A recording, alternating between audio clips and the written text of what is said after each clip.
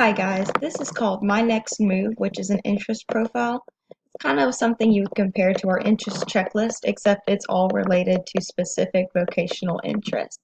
So I would have Gloria get online with me watching her, and we would go through this together.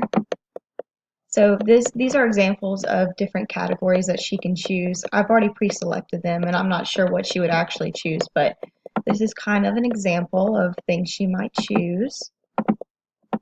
Okay, so once she finishes it, we keep on going, and these are kind of the categories of what she's interested in. So she's less artistic and more social. So we keep on going, and this has to do with training and education.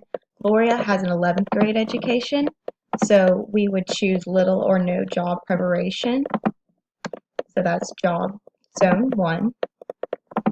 And so we keep on going, and we get different jobs that she would be interested in. So I'm going to click on a barista, and I get to learn more about it.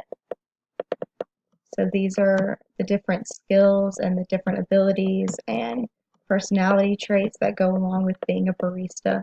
And so once we kind of figured out what she might be interested in, then we could go from there and find some actual job listings. That's all I got.